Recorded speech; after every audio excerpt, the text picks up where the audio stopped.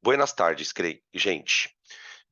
O nosso material de revisão 3, ele é um material que será usado em 2 aulas. Eu preparei o material, depois que eu preparei o material, eu olhei e falei, muita coisa. Então, a gente, provavelmente, a semana que vem, né, que é a semana da P2, a gente vai ter uma aula extra. Além daquelas aulas, né, segunda, terça, quarta e quinta à tarde, talvez eu coloque algumas aulas também na parte da noite, eu vou dar uma olhada no horário, porque a gente vai precisar, tá bom? O que que a gente vai fazer nessa aula? A gente vai trabalhar 2 desses temas, hidrostática e gravitação. Hidrostática, gente, sem medo de ser feliz, vai cair, vai cair. É muito difícil uma edição do Enem em que você não tenha uma questão de eletrostática. Não cai mais que uma, mas cai, tá? Gravitação já é um assunto mais difícil de aparecer, tá? Quando aparece é um ano, aí sobe 3, tá? A gente vai tentar explorar, até porque os casos de gravitação são geralmente casos mais simples. Então dá para a gente explorar em 4 exercícios, a gente explora a gravitação inteira. O magnetismo também é um assunto que tradicionalmente não caía, e há uns anos aí, 5, 6 anos atrás, o Enem começou a cobrar. Uma questãozinha de ímã, aí os caras começaram a ficar engraçadinho, começaram a cobrar força magnética, aí começaram a cobrar condutor. Então, é um assunto que tem uma certa chance de aparecer, tá? Eu diria que, arriscando aqui, né, do jeito que o Enem está sendo feito nos últimos anos, eu diria que tem mais chance de cair uma questão de magnetismo do que de gravitação, tá bom? Então, na ordem, né, de importância, hidrostática, quase certeza que vai cair, magnetismo, uma boa chance de cair, e gravitação, uma chance menor, tá bom? Eu deixei para trabalhar o magnetismo em separado. Porque no magnetismo, gente, vai ter muita coisa para falar.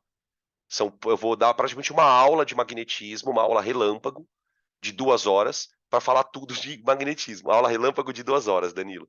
Tá? Mas vocês entenderam. Beleza? Então hoje é hidrostática e gravitação. Vou fazer um resuminho na hidrostática, à medida que forem aparecendo as questões, e aí a gente vai. Porque basicamente você tem 3 tipos de situação para hidrostática. Ou a questão é de Pascal, ou é Stevin, ou é empuxo, ou Arquimedes, né? Então a gente vai tentar explorar essas situações, tá bom? Então hoje hidro e gravitação, tá? Então vamos lá. Para vocês que estão assistindo ao vivo, né, a aula, eu não terminei de fazer o material de química de amanhã, tá? Por isso eu não coloquei para vocês ainda. Bom, vamos lá. Aqui. Vamos começar fazendo um breve resumo de hidrostática, tá? Bem rápido. Essa lista aqui é o material. Peraí, deixa eu ver o material aqui, qual que é, gente. É a lista 4. Essa é a lista 4. Essa é a lista 4. Quer ver? Procura uma lista aí que tem essa questão aqui, ó. Da Torre Eiffel do Enem. Depois tem essa daqui, ó. Tá? Beleza. Aí já achou. Aqui. Então vamos. Hidrostática.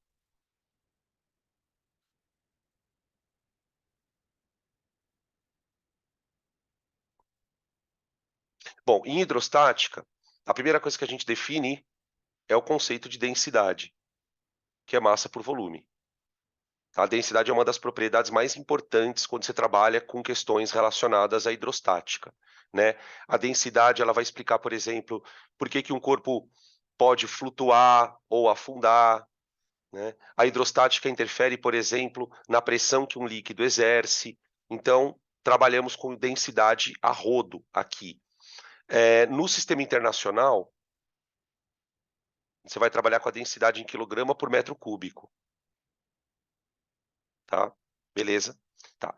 Daí nós temos talvez o conceito mais importante da hidrostática, que é o conceito de pressão hidrostática. Pressão hidrostática.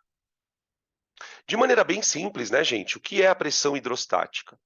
É a pressão exercida por um líquido. Acabou. Na verdade, a gente pode dizer que a pressão hidrostática é a pressão exercida por um fluido. Fluido. Tanto líquido como gás. a nossa atmosfera também exerce pressão, né? A gente pode não chamá-la de hidrostática, mas ela exerce uma pressão, tá? A pressão hidrostática de um líquido, que a gente vai chamar de pH, ela depende basicamente de 3 fatores: da densidade do líquido, que é aquela propriedade que a gente define aqui, depende da gravidade e depende da profundidade. Esse H aqui, ó, é a profundidade.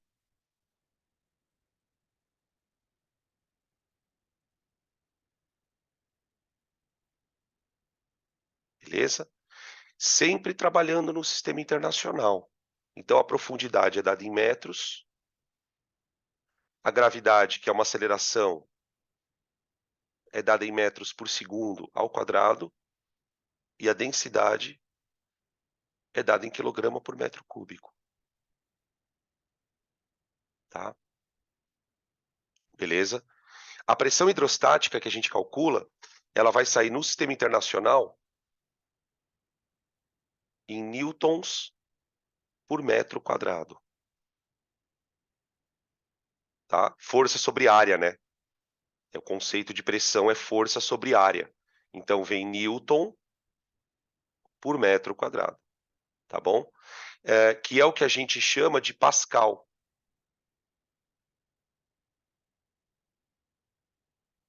Opa, Pascal, PA, tá? Uma informação que é relevante em algumas questões é a conversão de ATM para Pascal, né? Um ATM equivale a aproximadamente 100.000 Pascal, que é 10 a quinta Pascal, tá? Então, sempre procurar trabalhar com pressão, porque, por exemplo, na química, quando a gente trabalha com gases, né, numa estequiometria, alguma coisa desse tipo, a gente acaba usando preferencialmente o ATM. A gente não usa muito Newton por metro quadrado. Já na física, não. Na física, a gente usa as unidades mais para o sistema internacional, que ATM não é sistema internacional, tá? Beleza? Essa lei, né, de pressão relacionada com a profundidade, ela é chamada de lei de Stevin.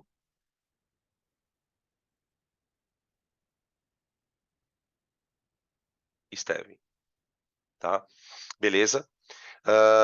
Essa é a primeira coisa que a gente aprende da hidrostática, ok? Eu vou parar aqui o resumo, vou pedir para vocês tirarem print, a gente vai fazer algumas questões, e depois eu vou trazendo outros conceitos, tá? O conceito de igualdade de pressão, depois a gente vai falando ali das outras coisas, tá bom? Vamos começar então, moçada, a fazer as primeiras questões. Para essa aula, eu separei 2, 4, 6, 7 questões de hidrostática e 4 de gravitação. Aliás, deixa eu até falar, porque agora entrou mais gente, eu não estava... Quando eu estava falando uma coisa importante, tinha pouca gente na sala. Se vocês olharem no material nessa lista, gente, você tem 3 assuntos: hidrostática, gravitação e eletromagnetismo. Na aula de hoje, essa que vocês estão vendo aqui, a gente só vai trabalhar 2 assuntos. Nós vamos trabalhar hidrostática e gravitação. O eletromagnetismo, eu vou marcar uma aula só para ele, tá? Porque eu estava falando que eu terminei de fazer o material, eu olhei para o material e falei, gente, tem muita coisa aqui, não vai dar para trabalhar em uma aula só. Então, para a semana que vem, falaram, puta, ô Gui, falaram aqui, estão escrevendo aqui no chat, que teve uma questão de gravitação na Unicamp. Sabe quem me comentou isso? O Caio, da T12. O Caio falou a mesma coisa, falou, professor, tinha uma questão de gravitação na Unicamp. E deu para fazer? Deu para fazer? Ah, boa. Você também foi fazer Unicamp? Que legal! Puta, que massa, cara. Que bom. Fico feliz quando vocês vão lá para São Paulo fazer prova. Muito legal. Gostoso. Depois amanhã você me conta na escola como é que foi. Não te vi hoje lá. Depois você me conta como é que foi, tá? O pessoal tava falando, o Caio tinha falado que a prova de química foi difícil. E a Nicole também falou aqui, acabou de falar que estava difícil. Ah, você acertou de gravitação também, né? Ah, moleque. Boa. Maravilha. Então vamos lá. Ah, que bom. Que bom. Que bom, tô feliz. Que bom. Mas é normal. Prova da Unicamp é assim mesmo. A Unicamp dá dor de cabeça mesmo. A Unicamp dá dor de cabeça. Ai, ai. Legal. Ó, questão 9. Já separei na lista. Questão 9. Ele fala o seguinte, ó. A Torre Eiffel, com seus 324 metros de altura, feita com... Peraí, deixa eu dar só um negócio aqui. Feita com treliças de ferro, pesava 7.300 toneladas quando terminou de ser construída, em 1889. Um arquiteto resolve construir um protótipo dessa torre em escala 1:100, usando os mesmos materiais. O que significa escala 1:100? Cada dimensão linear em escala 1:100. Ou seja, o que ele está dizendo? Se a torre tem 324 metros de altura, você vai fazer uma maquete com esse valor de 100 vezes menor. Então a torre vai ter 3,24. Todas as dimensões de comprimento você vai dividir por 100. Tudo bem? Beleza? Considere que a torre real tenha uma massa m-torre e exerça na fundação sob a qual for erguida uma pressão P da torre. Então ela está aqui no chão, ó. Ela está exercendo no chão uma pressão. Uma pressão, tá? O modelo construído pelo arquiteto terá uma massa M do modelo e exercerá uma pressão P do modelo. P do modelo, tá? Aí ele pergunta aqui, como a pressão exercida pela torre se compara com a pressão no protótipo? Ou seja, qual a razão entre as pressões? P da torre e P do petróleo. Do petróleo.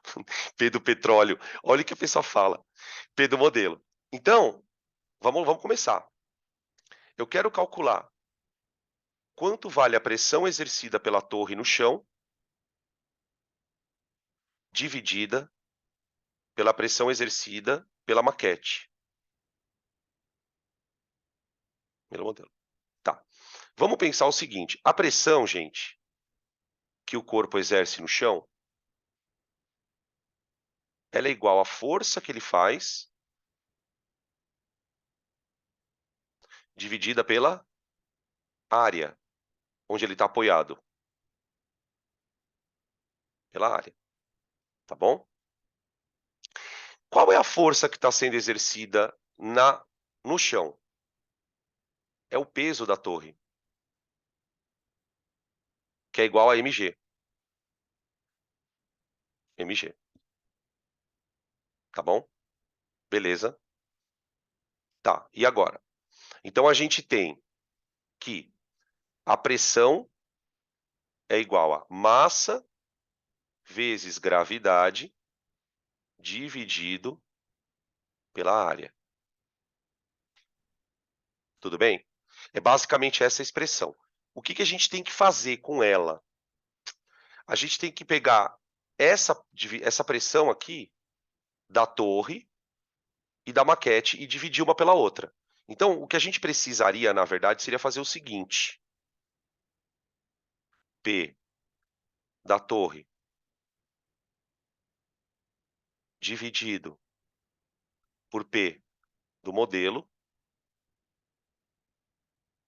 é igual a massa da torre vezes gravidade dividido pela área da torre dividido massa do modelo vezes gravidade dividido pela área do modelo.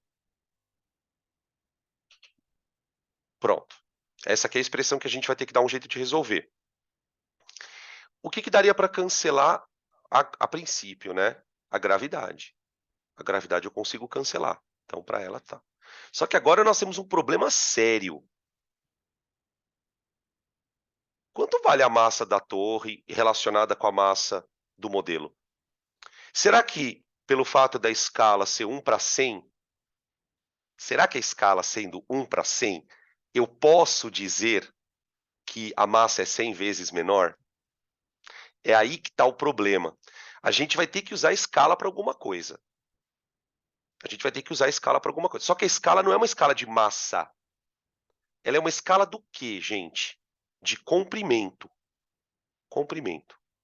Então eu não posso, de forma nenhuma, supor que a massa de uma é 100 vezes maior que a da outra. O que é 100 vezes maior? É o comprimento da torre. Então agora nós temos um problema. Vamos tentar abrir essa fórmula. Olha o que eu vou fazer. Pensa comigo assim. Densidade não é massa sobre volume? Então olha o que eu vou fazer. Eu vou escrever assim, ó, P da torre dividido por P do modelo é igual a... Tá vendo onde está escrito massa da torre? A massa da torre eu vou escrever densidade da torre multiplicado pelo volume dela sobre a área da torre, tá? Dividido por densidade do modelo vezes o volume do modelo sobre a área que ele está apoiado. A área que ele está apoiado, na verdade, são os pés da torre, né? Eles estão apoiados no chão. Então, quando os pés da torre se apoiam no chão, eles estão numa certa área, tá? Gente, olha o que ele fala aqui, lá em cima, né? O arquiteto resolve construir um protótipo desta torre em escala de 1 para 100, usando os mesmos materiais. Essa informação é importante, porque isso me garante que as densidades são as mesmas. As densidades são as mesmas, então eu posso cortar. Agora a minha conta fica: pressão exercida pela torre dividido por pressão exercida pela maquete é igual a VT sobre AT dividido por VM sobre AM. Se você quiser, você pode melhorar isso. Ficaria VT sobre AT. Vê se você concorda com essa passagem, ó. Vezes o inverso da de baixo. Tá bom? Na divisão das frações, você multiplica pelo inverso da segunda. Tá bom, gente? Se alguém não entendeu essa passagem, me chama aqui. Tá bom, agora daqui nós encalhamos. Daqui nós encalhamos. Por quê? Eu preciso achar uma relação entre volumes da torre e as áreas dos pezinhos delas. Então aqui eu vou pedir para vocês, eu vou trocar de tela, porque eu preciso fazer um raciocínio matemático com vocês, para explicar o que nós vamos fazer agora, tá? Então não tira print aqui ainda. Vem cá. Imagine o seguinte. Imagina que você tem um segmento aqui de reta 1 metro. E você tem um outro segmento de reta de 100 metros. Tá bom? Então a razão é 1 para 100, concorda? Agora imaginem que eu resolva, com estes segmentos, produzir uma figura de um quadrado. Um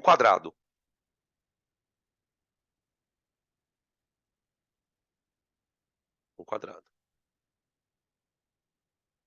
De 100 aqui, né? Então pensa comigo, ó. O comprimento aqui era 1. Aqui o comprimento era 100. Quando você vai calcular a área, qual é a área do quadrado de lado 1? Não é 1 metro quadrado? Quando você vai calcular a área desse quadrado, como o lado dele é 100 vezes maior, a área ela vai ser 100 vezes 100. Concorda?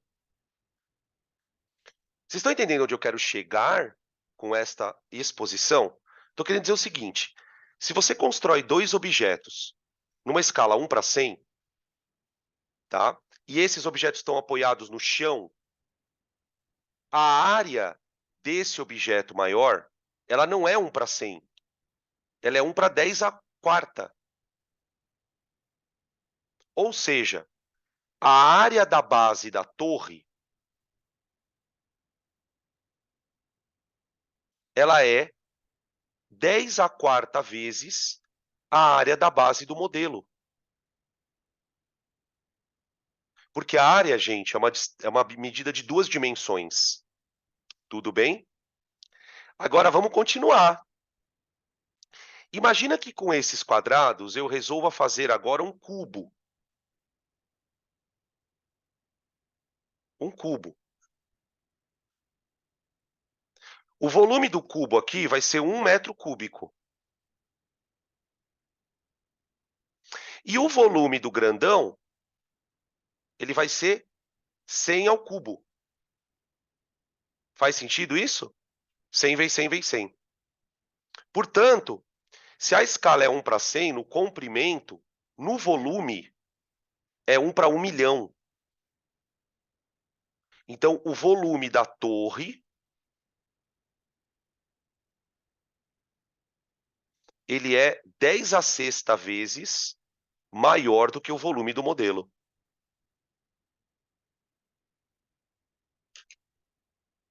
Entenderam? Só um comentário, né? Isso é uma questão da prova do Enem. Absurdo.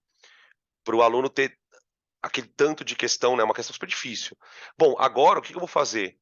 Eu vou pegar isso aqui, ó, e jogar na conta. Doideira, doideira total. E, mano, se você olhar a questão, qual é o tema dela? Densidade. Você fala, uma questão idiota. Não é, cara, é super difícil, porque tem todo um conhecimento de matemática por trás. Essa coisa de escala, de figura, comparando áreas e volumes, tá? Bom, enfim.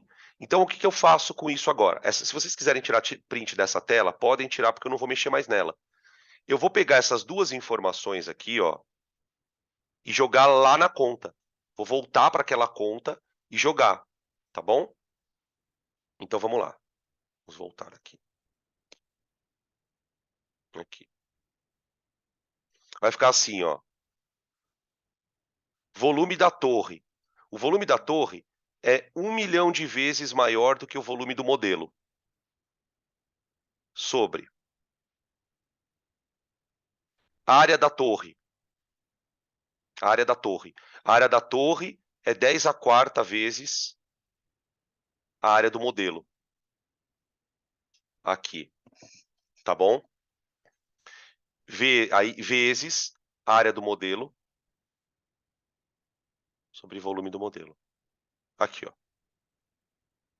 Tá bom? Cancela aqui, ó. Assim, tá? E aí vai dar 10 ao quadrado. 10 ao quadrado, né? Vai dar 10 a sexta dividido por 10 a quarta. Então, a razão entre as pressões que as torres exercem no chão é de 100 vezes maior, tá? Que dá a alternativa C. Tá aí, beleza? Uma questão de densidade.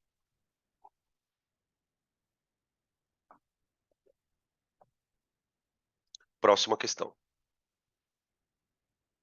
Foda essa questão, né?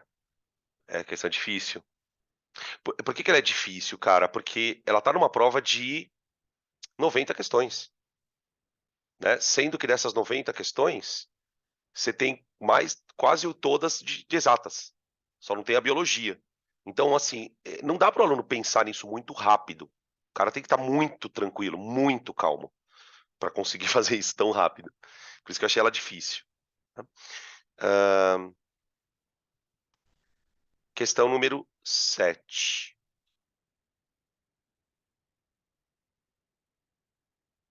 Questão número 7.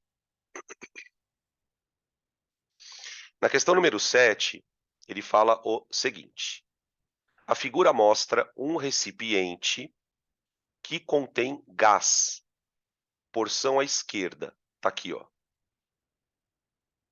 Tá?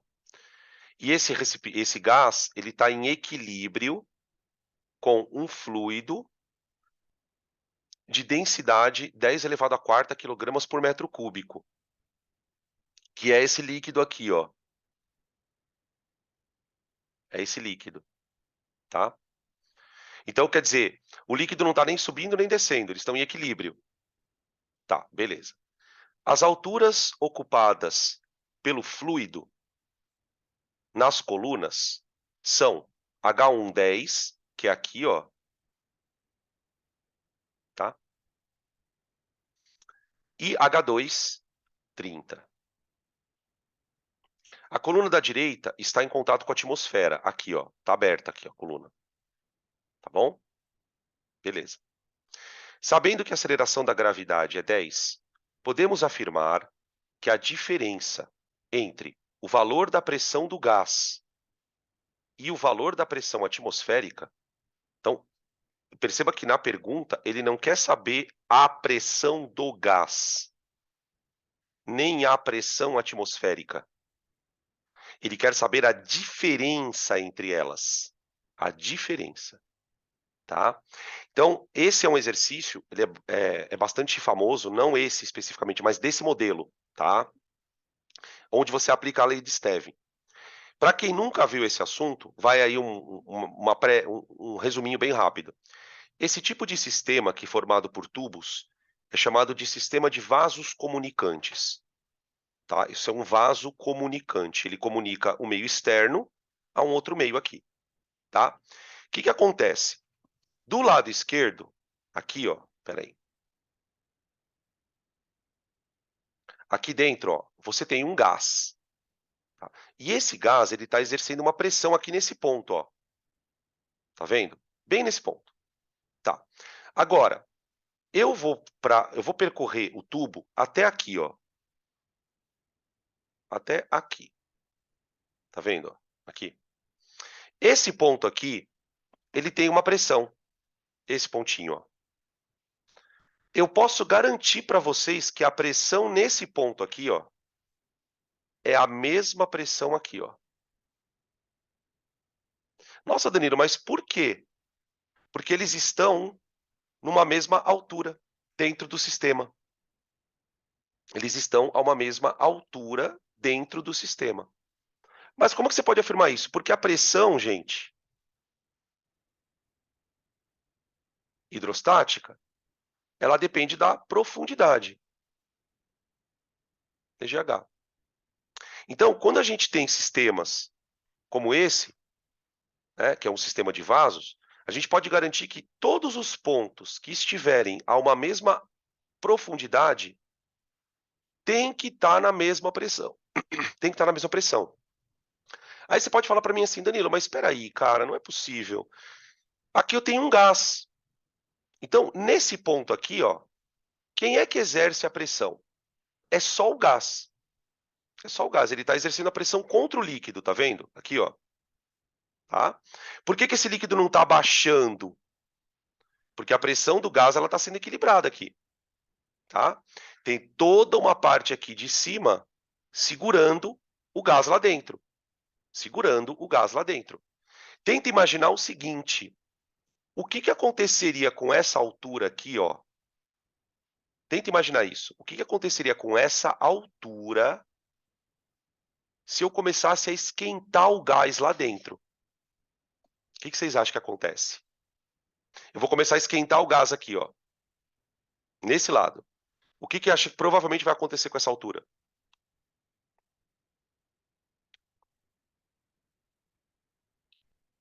Ou aumenta, ou diminui, ou fica igual. Só tem 3 respostas. Aqui, ó. Essa daqui. Se eu esquentar o gás, gente, provavelmente esse gás vai aumentar a pressão. Quando esse gás aumenta a pressão, ele vai empurrar o líquido para baixo aqui, ó.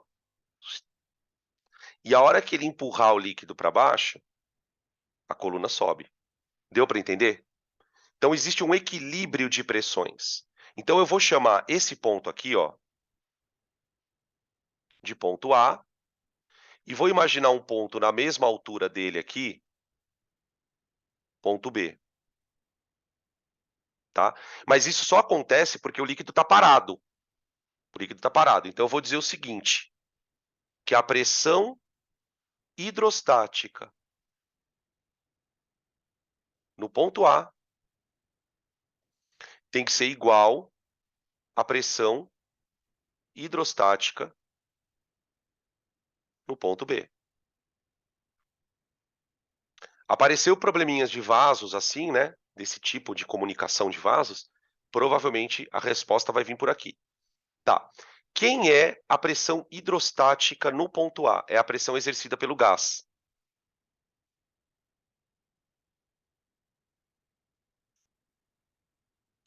Isso é igual a pressão hidrostática no ponto B. Gente, o que eu tenho em cima do ponto B? Em cima do ponto B, você tem uma pressão exercida pelo líquido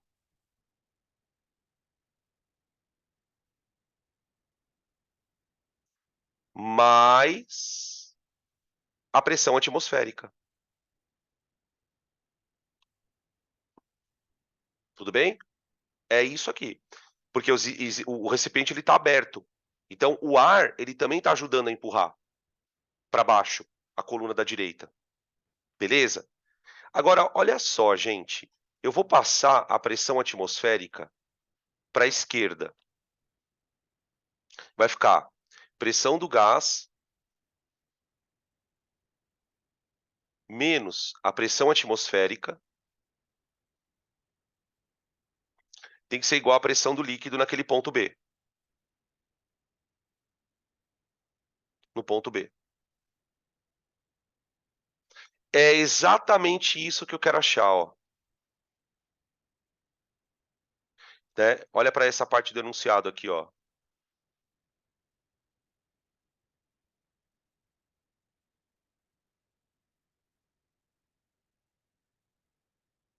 Tá? É exatamente isso aqui, ó. Tá? Então vamos calcular. P do gás menos PATM é igual a pressão do líquido, densidade vezes G vezes H. Então fica P do gás menos PATM é igual a... Agora tem que tomar cuidado aqui com a medida, ó. A densidade é 10 a quarta, tá bom? Vezes. A gravidade vale 10. Beleza. Ali, ó. A gravidade vale 10. Agora, que altura que eu vou colocar? Qual é a altura que está de líquido, né? Que está acima do ponto B? Cuidado. É H2 menos H1. É essa altura aqui, ó, gente. Ó. É essa altura aqui, ó. É a diferença entre esses dois pontos. Que vai dar 20 centímetros. 20 centímetros. Todo mundo pegou a ideia? 20 centímetros em metros, tá, gente? Vamos colocar em metros. Ah, perdão. Vamos colocar em metros. Oh, Deus. Vai dar 2,10 a menos 1, tá? 2,10 a menos 1. Pronto. Vai dar 2,10 a quinta. 2,10 a quinta. Com daqui dá 10 a quarta. É isso? 2,10 a quarta. Confere para minhas contas aí, tá, gente? 2,10 a quarta ATM. ATM não, Newton por metro quadrado, por favor. Newton por metro quadrado. Tá bom? Beleza, fechou. Então ficamos com a alternativa E. Próxima questão. Então, tem questões de densidade, né? Tem questões de aplicação de pressão hidrostática, tá? Depois na lista tem algumas outras questões que eu coloquei a mais ali que vocês podem dar uma olhada. E na lista do ano passado, que eu mandei para vocês no WhatsApp também, tem uma lista lá com um monte de exercício de hidrostática, tá, gente? Para a semana que vem, eu sugiro que vocês deem uma separada de um tempinho para fazer umas questões de hidrostática. Faz umas 5, 6 questõezinhas antes de ir para a prova, tá? Para deixar isso bem afiado na tua cabeça. Bom, próxima, vamos lá. Próximo. Aqui. Aqui é uma outra questão de aplicação de pressão hidrostática. Vamos dar uma olhada aqui. Sejam dois fluidos distintos com densidades 1 grama por centímetro cúbico e 0,8 grama por centímetro cúbico, colocados num tubo vertical, como mostra a figura. O tubo está aberto. O tubo está aberto. Encontre a pressão absoluta em quilopascal dentro do tubo a uma altura de 4 metros em relação ao fundo do tubo. Então, ó, a primeira altura, a pequenininha, a H1, ela vale 2 metros. A altura H2, ela vale 8 metros. 8 metros, tá? Só que eu quero a pressão mais ou menos aqui, ó.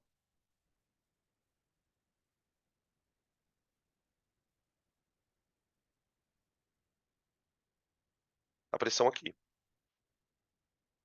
tá? Beleza? A distância aqui é 4, né? Aqui vai ser 4 também, confere, né? E aqui vai ser 2 metros, tá? Vamos calcular as pressões dos líquidos primeiro? Vamos calcular as pressões dos líquidos? Vamos lá. Pressão do líquido 1 é DGH, H1, tá? Só que aí, gente, a densidade eu preciso transformar para quilograma por metro cúbico, tá? A densidade. E aí vamos lembrar o seguinte, para água, né, que eu gosto sempre de usar água porque eu nunca erro. A água, ela tem 1 grama por centímetro cúbico, não é? Que é a mesma coisa que 1 grama por ml. Quando você passa para quilograma por metro cúbico, ela vira 1000 quilogramas por metro cúbico. Ou seja, para você transformar de grama por centímetro cúbico para quilograma por metro cúbico, basta você multiplicar por 1000, ó. Basta você multiplicar por 1000, tá? Então vamos calcular aqui as pressões. Primeira pressão. Densidade. Deixa eu ver aqui para não anotar errado. O 0,8 é o menos denso, né? Então vai ficar 810 ao cubo, 0,810 ao cubo, que é 810 ao quadrado, vezes gravidade, vezes a alturinha, que é 2. Tá aqui. Então a pressão vai dar 16 10 ao cubo, pascal. Que é a mesma coisa que 16 quilopascal.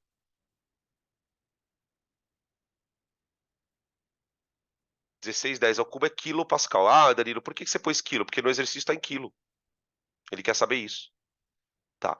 Agora, eu vou calcular a pressãozinha do 2, do líquido 2. Tá? Então fica D, a densidade dele é 1, que é a água, né? Então 10 ao cubo, vezes a gravidade, vezes a altura. A altura eu vou colocar 4. 4. 4. Tá bom? Aqui. Que vai dar 40.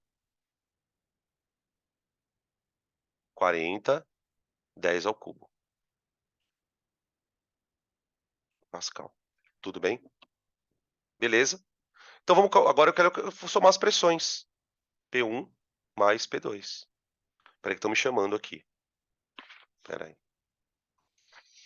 Por que que não é... Ah, estão fazendo uma pergunta aqui. Por que que a pressão não é... Desculpa. Por que que a altura não é 8? Porque ele fala o seguinte aqui na parte de baixo, ó.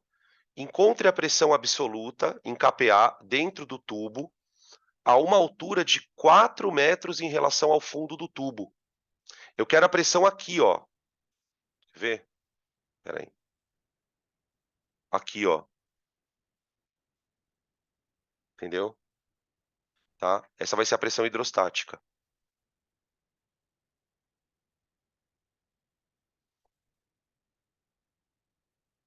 (56). 10 a terceira.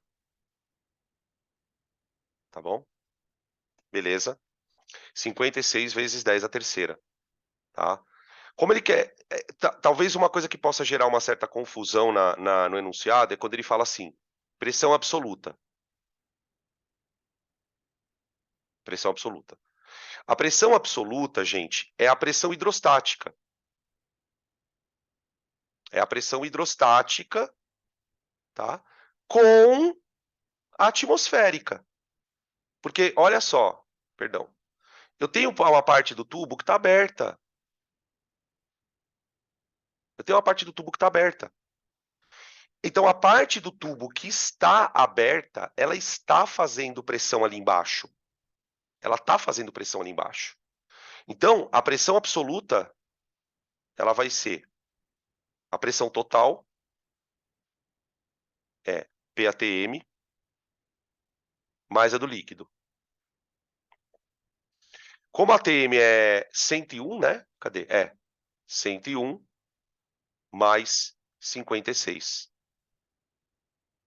Notem que já está tudo em quilopascal, tá?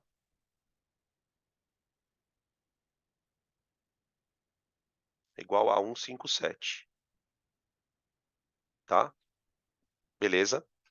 Então, quando ele fala pressão absoluta, é a mesma coisa que pressão total. Que dá, deixa eu ver, D, né? D? É isso? D. Beleza. Por que que eu somei com 101? Tá, ó, outra pergunta. Por que que eu somei com 101? O recipiente não está aberto? Ó, o tubo está aberto na atmosfera. Então, a atmosfera, ela está exercendo uma pressão sobre os líquidos, de tal maneira que o ponto que está aqui embaixo, que é esse ponto aqui, ele está sofrendo, na verdade, 3 pressões. Ele sofre a pressão dessa parte aqui, mais a pressão dessa parte aqui, mais a pressão desta parte aqui, que está aberta. Por isso que eu somei tudo. Eu calculei a dos líquidos, pelas duas fórmulas, e mais a pressão que ele me deu aqui. Tá bom? Se o tubo tivesse fechado, só os líquidos, aí eu não consideraria isso, tá? Ou ele podia ter perguntado, que nem eu falei agora há pouco, ele podia ter perguntado, calcule a pressão hidrostática, só a hidrostática. Se ele pedisse só a hidrostática, eu calcularia só as duas, e aí daria A. Porque você viu que o cara ainda foi meio pilantra, ele botou a alternativa A. E a alternativa A é a soma das duas pressões só dos líquidos, tá? Por isso que dá uma certa confusãozinha. Beleza. Ok. Próxima. Pascal. Pascal. Geralmente, Pascal é aquela que nós torcemos para que caia, tá? Aí a gente já está no segundo tópico. Porque quando cai Pascal, gente, o exercício é quase sempre o mesmo. É o caso da prensa hidráulica. O Pascal, o princípio de Pascal, eu vou fazer um resumo do princípio bem rápido, tá? Peraí. Vou fazer um resumo aqui.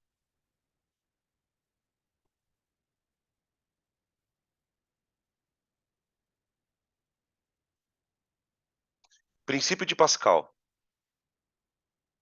Transmissão de variações de pressão.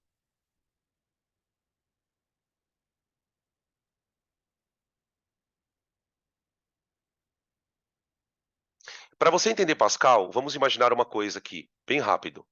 Imagina o seguinte, eu tenho uma garrafa feita de plástico,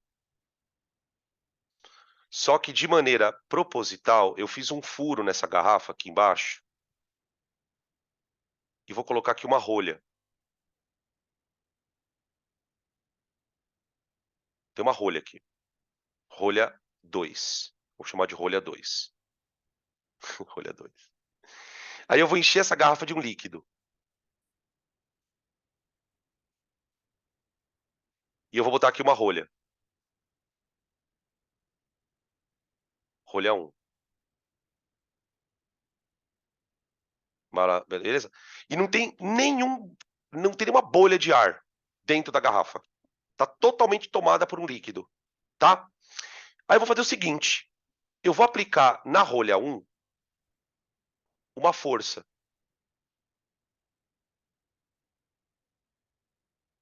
Acontece o seguinte, quando eu aplicar essa força na rolha 1, o que vai acontecer aqui dentro do líquido?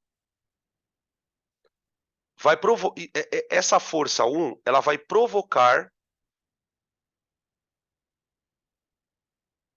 uma variação de pressão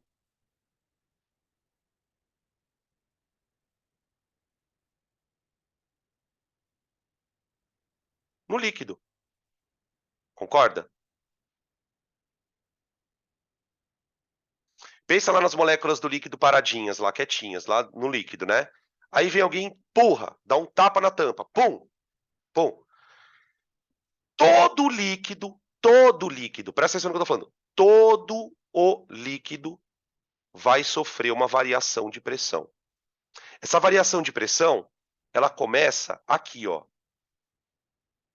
Depois ela vai se alastrando, se alastrando, se alastrando, se alastrando. Todos os pontos do líquido, até o ponto daqui, vão sofrer uma variação de pressão. Qual é a consequência?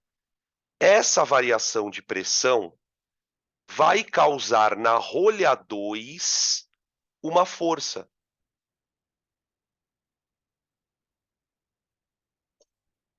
Tudo bem? E qual é a sacada que o Pascal percebeu? Essa força pode ser maior ou menor do que aquela aplicada. E é justamente a pergunta que ele vai te fazer. É justamente a pergunta que ele vai te fazer. Por quê? O que que acontece? A variação de pressão sofrida na rolha 1 é a mesma variação de pressão sofrida na rolha 2. Então, o que fala, né, assim, o enunciado, digamos assim, do princípio de Pascal? Ele diz assim: uma variação de pressão aplicada no certo ponto de um líquido, uma variação de pressão aplicada num certo ponto de um líquido, é integralmente transmitida para todos os pontos desse líquido, sem perda nenhuma.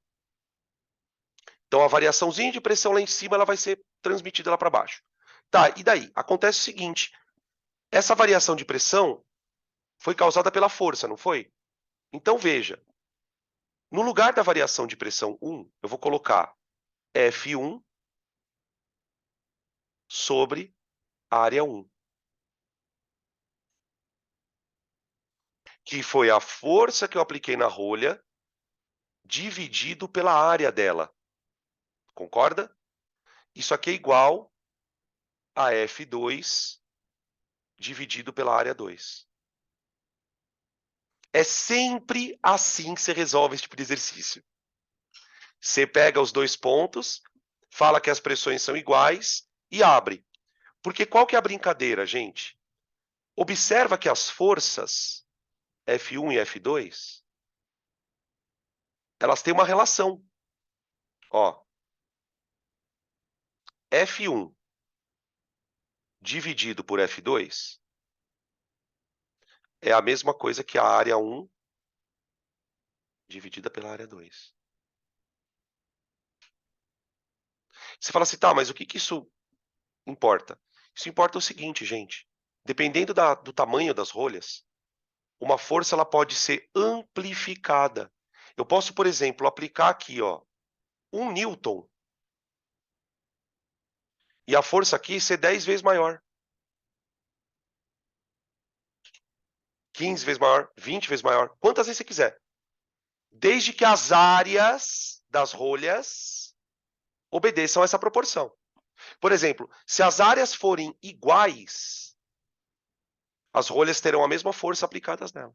Então, na verdade, por que o Enem gosta disso? Porque isso, na verdade, é uma máquina, é um sistema que amplifica a força. Como, por exemplo, uma alavanca na estática. Semana passada a gente teve aula de estática, lembra? O que uma alavanca pode fazer com uma força? Amplificar. Um sistema como esse pode amplificar a força. Então, onde eu aplico esse tipo de sistema? Elevadores hidráulicos.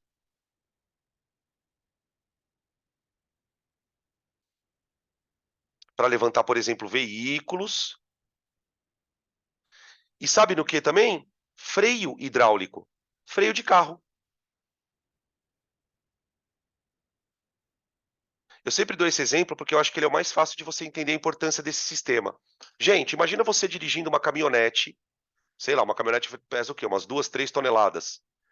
Você está numa estrada a 100 km por hora, beleza? Você vê lá na frente uma lombada. Você pisa no freio, não pisa? Quem já dirigiu sabe que se você encostar o pé no freio, ele já vai freando. Você não precisa esmurrar o freio, muito pelo contrário. Como é que uma forcinha daquele tamanho que você faz no pedal para um monstro dirigindo uma caminhonete super pesada andando? Você tem um sistema de frenagem hidráulica. No sistema de freio hidráulico, você tem um lugar onde você aperta o pedal, que seria a rolha 1. A rolha 1. Esse pedal ele está conectado num buraquinho bem pequenininho. Só que lá na roda tem a rolha, entre aspas, 2, que é um negócio muito mais largo. Então você faz uma forcinha X, lá na frente da roda vai vir 50x. Então você amplifica uma força, tá? Geralmente, o problema que vai trazer Pascal ou vai ser um elevador hidráulico ou um freio hidráulico, tá?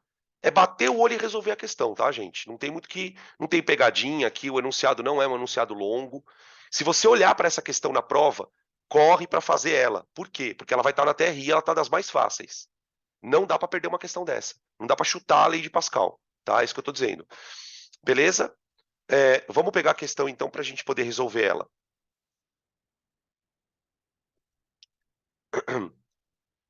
Aqui, ó. Pronto. A figura mostra a questão número 2, tá, gente? Por favor, desculpa aí, esqueci de falar. Questão número 2. A figura mostra um macaco hidráulico contendo óleo constituído de 2 êmbolos de áreas. Deixa eu dar um zoom aqui, peraí. Ó, a área está em milímetro quadrado. A primeira área, que é essa fininha aqui, ó. E o 2 tá em milímetro quadrado também. Só que, ó, você já vai percebendo um bagulho aqui. A área 2, ela é 1000 vezes maior do que a área 1. Tá vendo, ó? 10 a terceira. Sobre o êmbolo de área 2, é colocado em repouso um bloco de 600 quilos.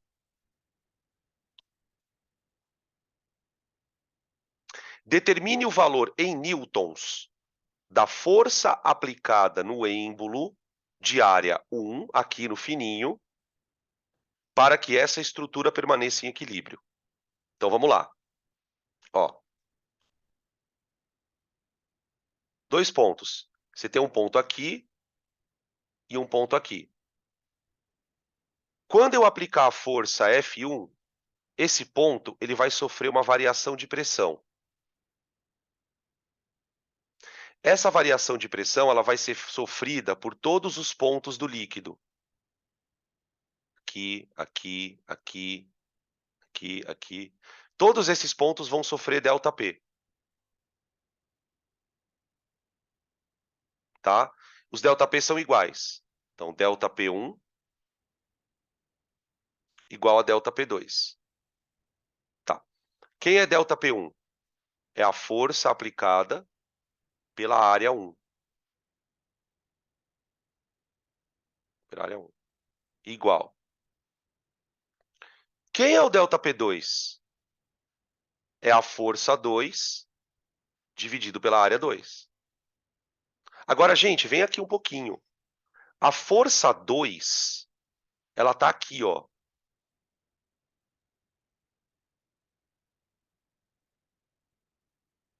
Gente, essa força, ela tá sustentando o tijolo. Concorda? Se ela está sustentando o tijolo, você concorda que ela é igual ao peso do tijolo? Então, eu posso desenhar assim, ó. F1 sobre A1 igual ao peso do tijolo vezes A2. Detalhe, a área 2 é 10 vezes maior que a 1. Então, a gente pode fazer uma passagem já colocando as contas, ó. F1 sobre A1 é igual a mg, é 600 vezes a gravidade, dá 6, 10 a terceira. A terceira, tá? Dividido pela área 2. A área 2 é 10 a 1000 vezes maior, né? Então, olha o que eu vou escrever na área 2. Espera aí. Área 2 é 1000 vezes a área 1. Não precisa nem substituir os valores. Se você perceber a proporção de cara, não precisa mudar a unidade, é bem tranquilo essas questões. Corta aqui, ó, cancelo a 1, então a força é 6 newtons. 6 newtons, tá? Que nos dá a alternativa A. Beleza? Tranquilos? Podem tirar print aí, gente, por favor. Já vamos para a próxima. Prontinho. A questão 12, ela vai tratar daquele tema que eu acho que é o que mais tem chance de cair, que é o empuxo. Antes da gente fazer a questão, vamos fazer aquela revisãozinha bem relâmpago de empuxo, tá? Peraí. Ué, por que não tá voltando? Aqui. Aqui. Então vamos lá. Se eu fosse definir empuxo usando uma palavra, eu poderia dizer que o empuxo é uma força. Pronto. O empuxo é uma força, tá? Só que ela tem algumas características. Por quê? Ela é uma força de sustentação.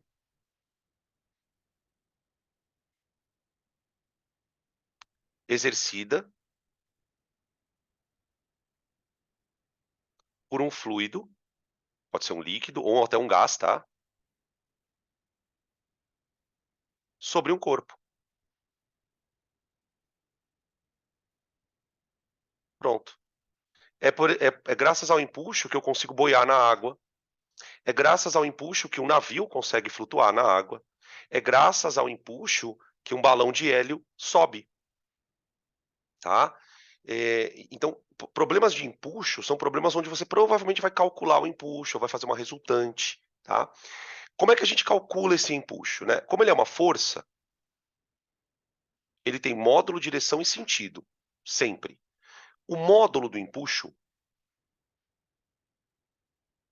é, na verdade, você pode calcular ele de duas maneiras. Uma que é a definição e a outra que é a fórmula propriamente dita, tá? Quanto vale o empuxo? Pensa assim. Imagina que você tem uma banheira cheia de água, lotada de água, ok? E aí você entra na água. Obviamente, quando você entra na água, vai transbordar um certo volume de líquido, certo? Esse volume de líquido que transborda da piscina ou da banheira, ele tem um peso, certo? Então, quanto mais você afundar, mais você desloca o líquido. E esse líquido deslocado terá um peso. O empuxo tem exatamente o peso do líquido que você deslocou. Por exemplo, se eu entrar numa água e deslocar 5 litros de água, 5 litros de água pesam 5 quilos, certo? A massa é 5 quilos. O meu empuxo vai ser equivalente àquela massa. Então, o módulo do empuxo é igual ao peso de todo o líquido deslocado.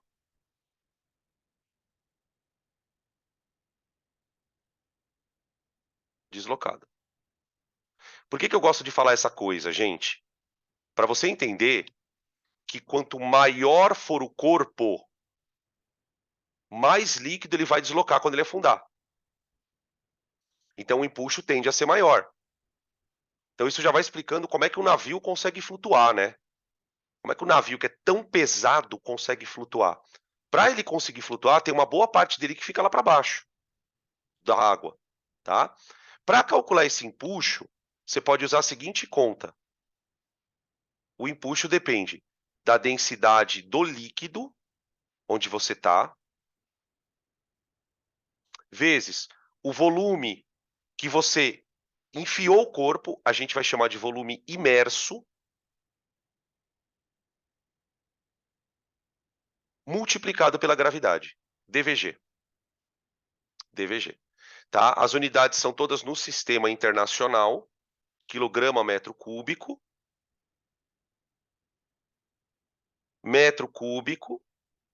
e metro por segundo ao quadrado.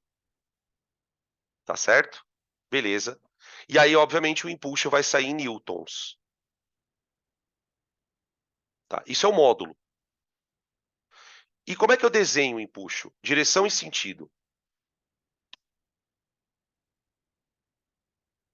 Gente, como o empuxo é uma força de sustentação, ele está sempre apontando para cima. Então, ele é vertical para cima. Vertical para cima. Tudo bem? Beleza. Aí, mano, o cara pode cobrar zilhões de questões a respeito de empuxo porque mexe com força. Mexeu com força vira uma questão de Newton. Então ele pode pedir tração, força, o empuxo em si, quantos metros, quanto de volume do corpo afunda para ele ficar flutuando. Tem um monte de situações, tá? Então, se vocês forem estudar hidrostática na semana que vem, eu sugiro que vocês deem uma atenção a exercícios de empuxo. Peguem aí uns 5, 6, 7 exercícios de empuxo para vocês observarem que tipo de situações vocês podem encontrar na prova, tá bom? Beleza? É basicamente isso, tá, gente? Vamos para as questões aqui, para a gente poder trabalhar aqui nas situações. Vamos lá. Questão número 12. 12. Ele fala o seguinte, ó. Uma esfera tem o seu peso mensurado por um dinamômetro em duas situações. Na primeira, a esfera está pendurada no ar. E o dinamômetro, veja, o dinamômetro está marcando 10 newtons. O dinamômetro está marcando 10 newtons. Tá. Depois, quando ele coloca a esfera na água, o dinamômetro marca 7,5. Tá? Considerando os dados da figura, qual é o valor do empuxo em newtons no qual a esfera recebe ao estar mergulhada na água? Tranquilinho, né? Aqui é para a gente trabalhar com a ideia mesmo de empuxo. Então, veja, no primeiro caso,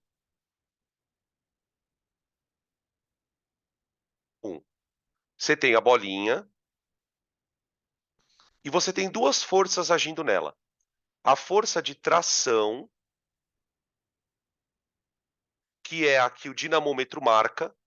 Então, se alguém aqui nunca ouviu falar em dinamômetro, tá? Já fica a dica. O dinamômetro é um aparelho que você conecta a um fio e ele vai medir a tração no fio. Quem já pescou em rio ou em mar, talvez já tenha visto o dinamômetro. Tem um gancho que os caras põem o peixe com um negocinho, marcador de peso. Eles engancham o peixe ali, depois que o peixe foi pescado. Ali o negócio dá uma esticadinha, uma espécie de uma mola, e aí ele vai marcar o peso do peixe. Na verdade, ele está marcando a tração. Nesse caso, como o sistema está em equilíbrio, a tração é igual ao peso. Então, se a tração está marcando 10 newtons, é porque o peso é 10 newtons. Acabou. Tá. Na situação 2, o que nós temos? Nós temos uma tração telinha, que não é mais 10, é 7,5. A gente tem o peso. E a gente tem agora a força de sustentação, que é o empuxo, que antes não tinha. Tá? Então eu tenho que telinha mais empuxo igual a peso. Telinha mais empuxo é igual a peso. Como ele quer o empuxo, ele é peso menos telinha. Ele é peso menos telinha, tá bom? Então o empuxo vai ser 2,5. Claro que daria para você fazer isso de cabeça. Mas você tem que ter esse conhecimento aqui. Ah, ficou mais leve. Por que ficou mais leve? Porque o resto daquela força, quem está fazendo é o empuxo, para poder continuar compensando o peso, tá? Então o empuxo dá 2,5 newtons, tá? Beleza? Se o cara quisesse saber qual é o volume da esfera, ele podia perguntar, qual que é o volume da esfera? O que eu faria, né? Por exemplo, para calcularmos o volume da esfera. Ele não pediu, tá, gente? Mas vamos explorar o exercício. Se o cara pedisse o volume da esfera, o que eu faria? Eu diria que o empuxo é DVG. DVD. DVD é foda. DVD. É, aí vamos supor que ele está mergulhado na água. Deixa eu ver, ele fala onde? Deixa eu ver. O valor mergulhada na água. Então, se ele está na água, ele teria que dar a densidade da água, evidentemente, né? Se o problema pedisse para calcular o volume. Então ficaria assim, ó. Peraí.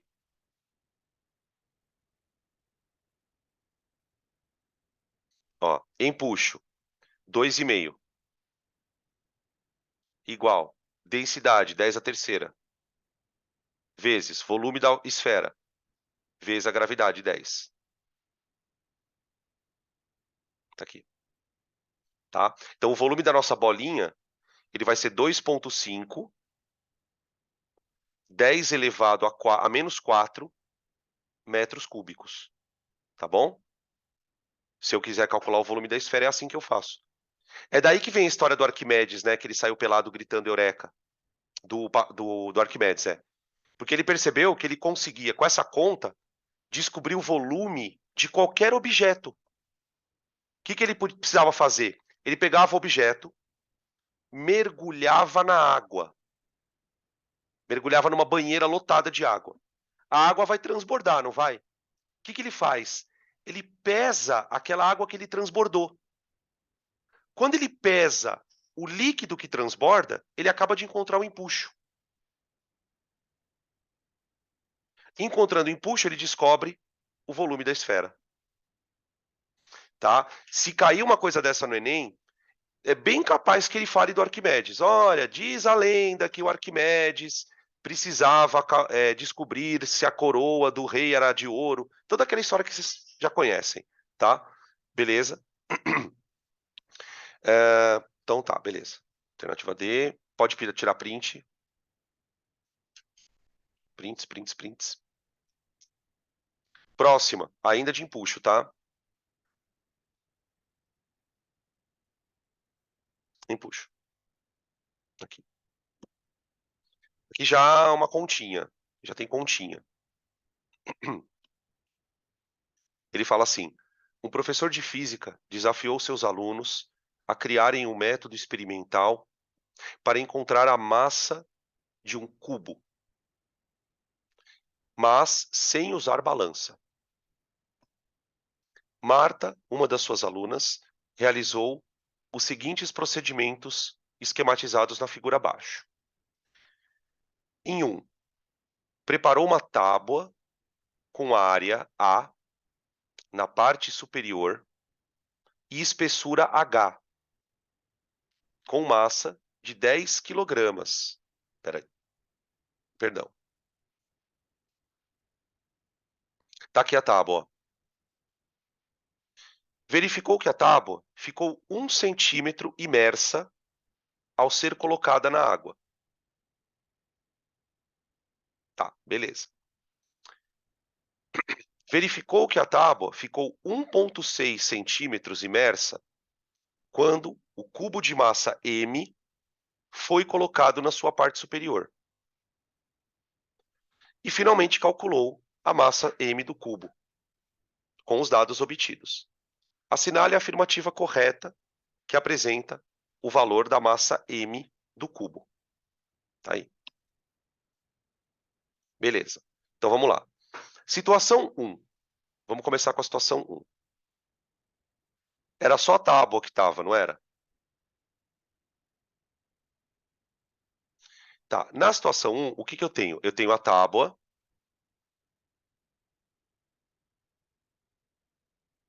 Né?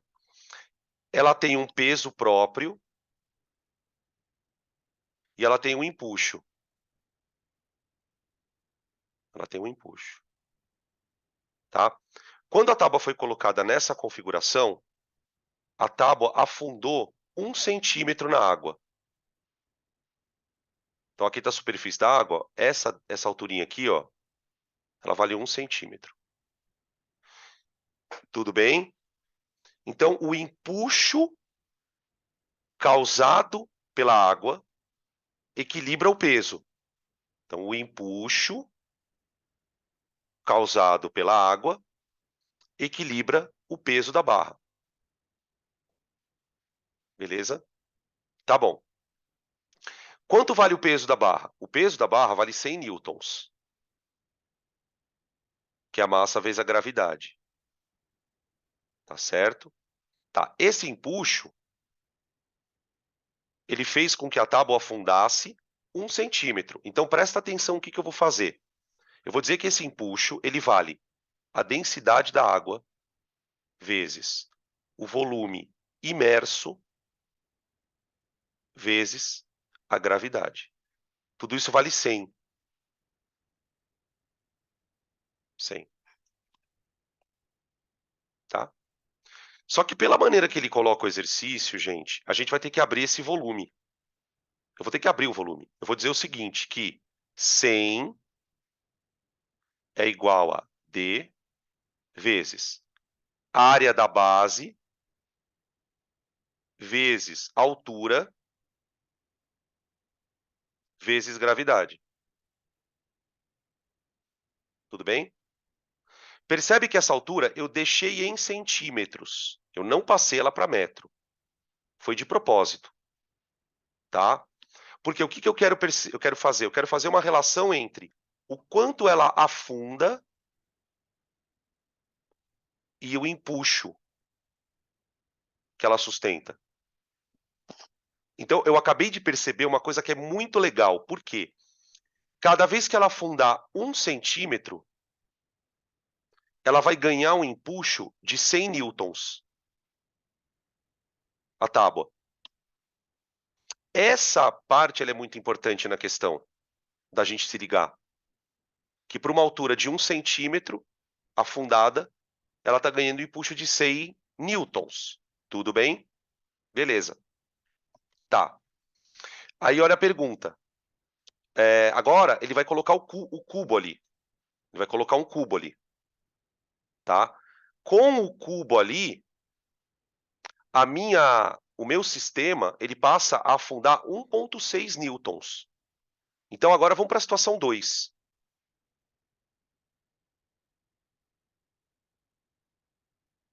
2. Situação 2. A situação 2 é o seguinte. O empuxo, que eu vou chamar de E', ele tem que sustentar duas coisas. Ele tem que sustentar o peso da barra, peso da tábua, mais o peso do bloco. Do bloco. Do bloco. Tá aqui. Beleza? Agora vamos lá. O peso da tábua eu sei quanto vale. Certo? Vamos calcular esse empuxo linha? Vamos abrir esse empuxo linha? O empuxo linha vai ser densidade da água vezes o volume imerso. Ó, olha para a fórmula de empuxo, gente. Ok? Então, a densidade vezes. Só que no volume imerso, eu vou colocar a área da base vezes o quanto ele afundou.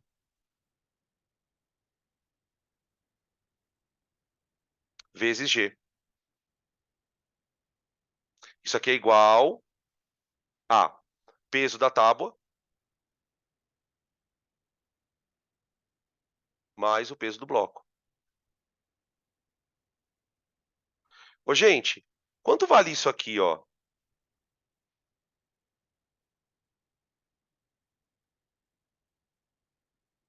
Isso aqui, ó, que eu estou circulando. Isso aqui vale, se eu não estiver errado, 160 newtons. Por que 160 newtons, Danilo? Porque para uma altura, para uma profundidade de 1 centímetro, o empuxo era 100 newtons. Se a profundidade é 1,6, afundou um pouquinho a mais, o empuxo ele tem que ser proporcional ao quanto ele afunda. Sacaram a ideia? Então, eu vou dizer o seguinte, que 160 newtons é igual ao peso da tábua mais o peso do bloco. Peso do bloco. Aqui. Tá? O peso do bloco vai dar 60.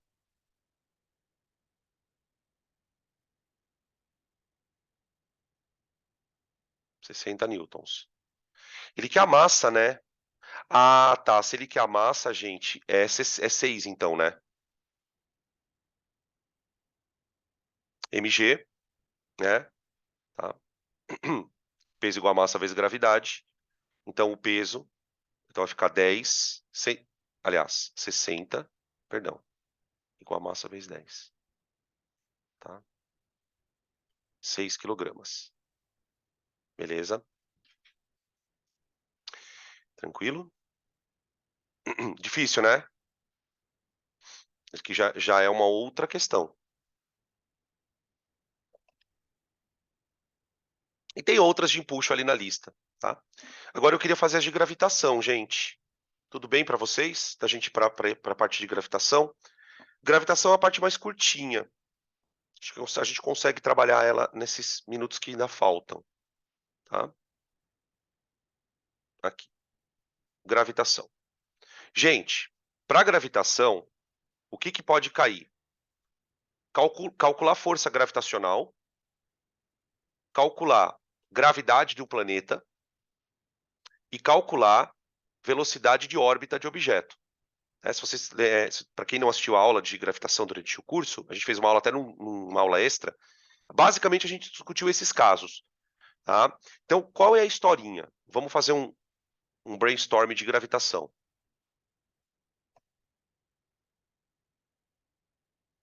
Então, imagina o seguinte: imagina um corpo massivo, pode ser o Sol, pode ser uma estrela, tá? Vamos chamar de corpo 1. E vamos imaginar um corpo 2 menorzinho em órbita por esse corpo. Né? Então, você tem uma órbita que é um negócio meio assim, ó. Tá? Quando a gente trabalha com gravitação no vestibular, gente, a gente considera, para efeito de aproximação, que o movimento de órbita de planeta ele é um movimento circular e uniforme, tá? Na vida real não é. Na vida real o movimento não é exatamente circular uniforme, mas a gente pode aproximar esse movimento para uniforme sem problema. Não vai prejudicar muito cálculos, tá? Bom, então quer dizer, quando cai gravitação, gente, atenção, porque a questão pode não ser de gravitação. Vocês entendem o que eu quero dizer com isso?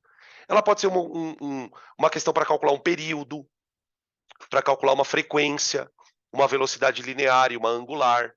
Então, fiquem atentos. Agora, quando a questão é de gravitação, o que ele pode te perguntar? A primeira coisa que ele pode te perguntar é sobre a força gravitacional. A força gravitacional, tá? Que é uma força centrípeta. Se a gente está trabalhando com movimento circular uniforme, é força centrípeta. Então você pode ter que calcular a aceleração centrípeta, enfim. Essa força gravitacional, ela é dada por G, emão, eminho, dividido pela distância ao quadrado, tá? E aqui eu vou escrever, ela atua como centrípeta. Beleza? Maravilha. Tá, acabou, é isso, gravitação é isso. Agora, você tem desdobramentos.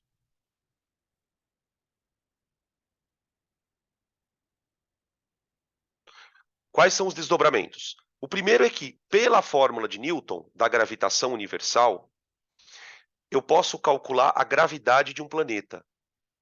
Cálculo da aceleração da gravidade.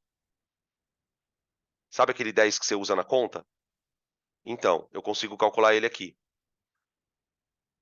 Deixa eu só falar uma coisa importante. Gente, esse G não é a gravidade, pelo amor de Deus. Esse G é chamada de constante gravitacional. Não vale 10, não é uma aceleração, tá? Tá bom, como é que a gente calcula a aceleração da gravidade? Você tem dois caminhos. Ou você sabe a fórmula, ou você sabe física. Se você decorou a fórmula, você tem uma fórmula para calcular a gravidade. Se você não decorou a fórmula, apela para a física. Por exemplo, imagina um corpo na superfície do planeta. Vou calcular a gravidade na superfície do planeta, tá bom? Gente, na superfície do planeta, ele tem força gravitacional? Tem. E essa força gravitacional ela tem um nome quando o corpo está na Terra, que é o peso. Então, para você calcular a aceleração da gravidade, o que, que você diz? Que quando ele está na superfície,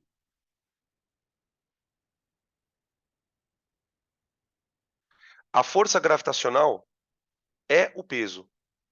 Sim ou não? Abre a fórmula. Como é que fica? Ó?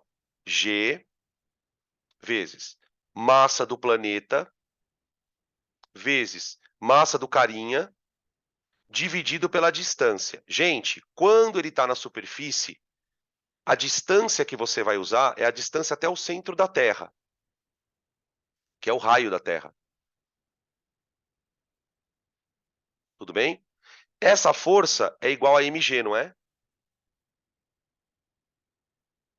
Já que ela é o peso. O que, que a gente acaba descobrindo? Ó, cancela a massa. E aí a gente chega então na fórmula que G é igual a G emão sobre raio ao quadrado. Tá? Essa é a fórmula para calcular a gravidade num planeta. Vocês vão ver em que circunstâncias isso aparece. Tá bom? A segunda coisa que ele pode te pedir é o cálculo da velocidade orbital. Por quê? Quando um corpo é colocado em movimento circular, gente, em volta de um planeta, ele tende a cair a menos que ele consiga girar com uma certa velocidade. Essa velocidade ela tem que ter um valor certinho. E essa velocidade se chama velocidade orbital, que eu posso calcular. Cálculo da velocidade orbital. Qual é a velocidade que eu tenho que dar para um corpo para ele entrar em órbita? Como que a gente calcula isso? Nesse caso, o que que você vai pensar? Que quando o corpo está em órbita, essa força gravitacional, ela está atuando como centrípeta, já que nós estamos trabalhando com movimento circular. Se ela trabalha como centrípeta, vamos abrir a fórmula e isolar a velocidade. Ó, força gravitacional, G, emão, eminho, sobre d quadrado, onde d é o raio da órbita. O que que seria o d? Essa distância aqui, ó, gente. A distância da órbita até o centro da Terra, tá? A distância ali. Isso é igual a força centrípeta, que é mv ao quadrado dividido pela distância, que também é d. Você pode chamar de raio ou d, tá? Tanto faz, tá? Cancela a massa, piu, cancelei. Cancela a distância com ao quadrado, e aí eu tenho que a velocidade orbital é a raiz quadrada de g emão sobre d. Tá? Essa é a segunda formulinha que a gente tem como desdobramento da lei da gravitação do Newton. Tá? Então, ou a questão vai trabalhar pedindo para você calcular a gravidade, a força gravitacional, ou vai ser uma questão para trabalhar com gravidade, ou uma questão com órbita. Tá bom? É uma delas que vai aparecer. Tranquilo? Tudo no sistema internacional, tá, gente? Distância em metro,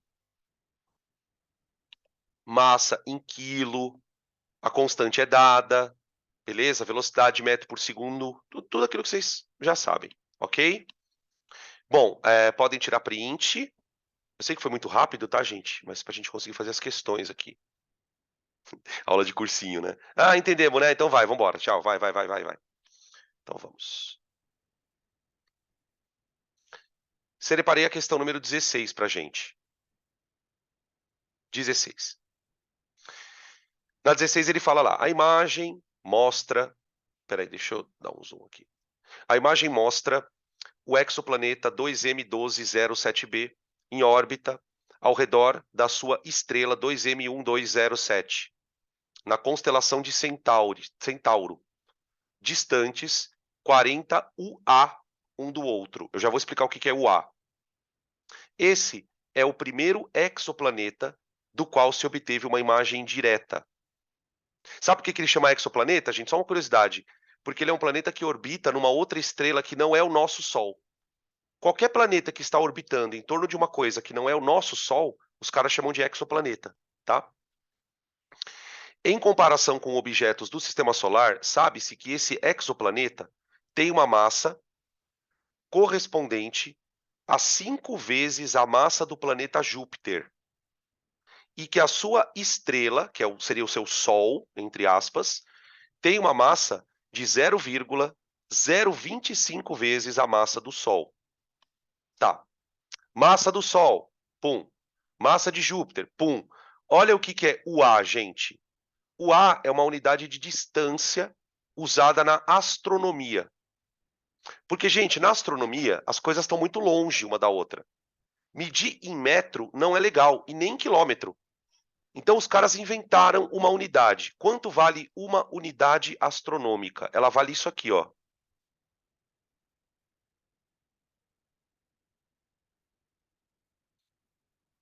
Tá? Que daria 15, 10 a 10, 150 bilhões de metros. Só uma curiosidade, tá, gente? Da onde que os caras inventaram essa unidade? Essa é a distância média, da Terra até o Sol. Tá? Essa distância foi chamada de uma unidade astronômica, tá bom? Então, quando ele fala assim, a distância é 40 UA, ela é 40 vezes maior que a distância entre a Terra e o nosso Sol, tá? Ele deu a constante da gravitação e ele quer a intensidade da força. Então, o trabalho desse tipo de questão, gente, é a conta, não é o conceito. Os dados estão todos aí, tá? Força gravitacional. Vamos colocar as massas primeiro? Ó, a massa do planeta, a massa do Sol, a massa da estrela, ela é igual a 0,025 vezes a do Sol.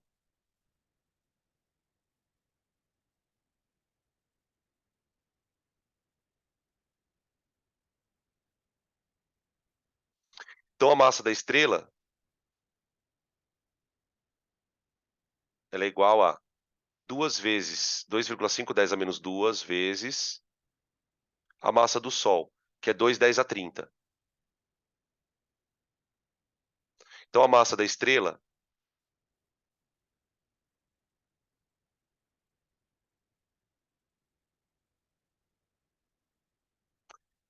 aqui é 30, faltou um zero.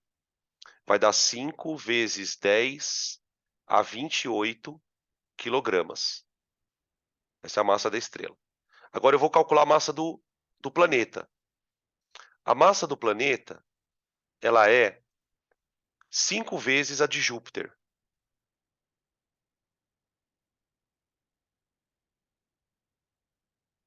Então, a massa do planeta é 5 vezes 2 × 10⁻27.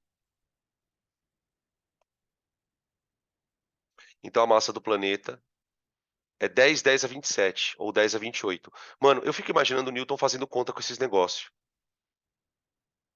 Olha os números, cara. Bom, beleza.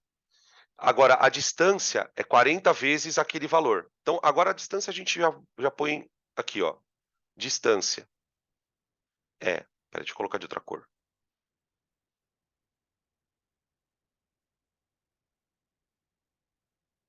Aqui. A distância, ela é 40 vezes a distância de 1,5, 10⁻11. Tá em metros já, tá no sistema internacional. 4 vezes 1,5 dá 6. 60. 6, 10 a primeira. Dá 6, 10 a 12, eu acho. A 12. Tá aí. Então agora a conta. Agora é a conta. Força gravitacional é G, 6, 10 a menos 11, vezes Emão, 5, 10 a 28, vezes Eminho, que é a massa do planeta, 10 a 28.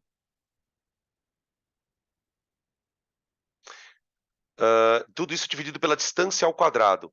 A distância, gente, é 6, 10 a 12. Eu vou colocar já 36, 10 a 24.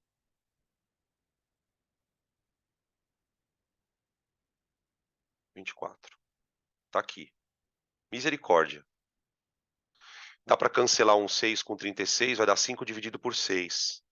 Vai dar quebrado, eu acho.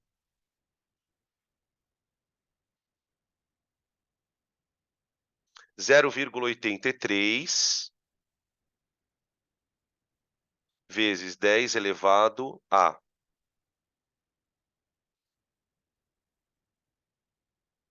menos 11, menos 24. 21. 21 newtons. Ou 8,3, 10 a 20. É uma questão fácil por conta da física envolvida, mas a conta não ajuda. A conta não é nem um pouco legal. Tá aí a alternativa A. Fechou? Aí. Podem tirar print. Vamos seguir para a próxima.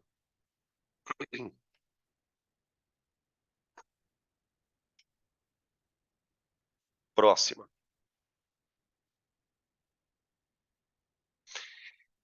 Esse tipo de questão é bem famosa.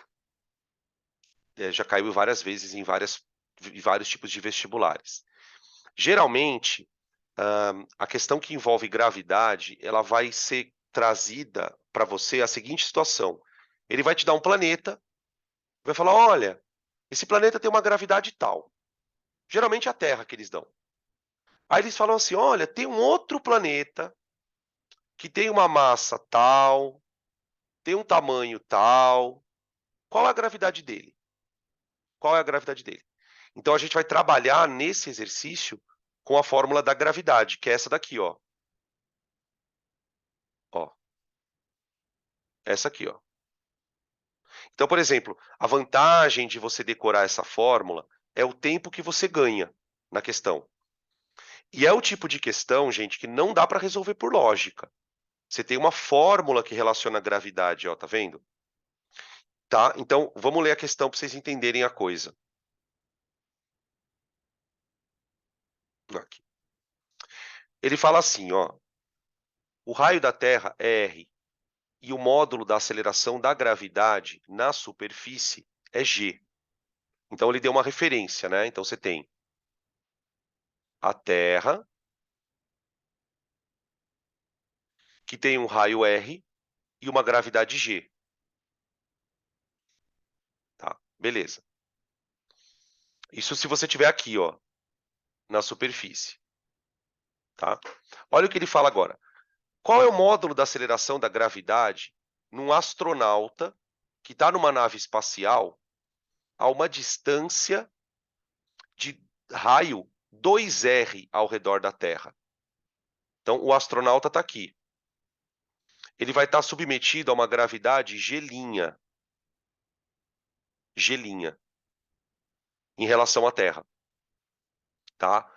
Uma coisa que a gente já pode já precisar é o seguinte: ele está próximo da Terra. Ele não vai ter gravidade zero. Por que não, gente? Porque a gravidade ela depende da massa do planeta e da distância ao quadrado, concorda? Então, para um corpo não ter gravidade, ele tinha que estar numa distância muito grande da Terra. Muito grande, tá? Então, ele tem uma gravidade. E ela é menor que G, porque ele está um pouco mais longe, tá bom? Bom, o que eu vou fazer então? Se eles estão, se você compara um corpo na superfície da Terra com um corpo aqui separado, a gente tem a seguinte situação. Na superfície, a gravidade G ela é igual a Gzão, Emão, dividido pelo raio da Terra ao quadrado. Tá. O astronauta,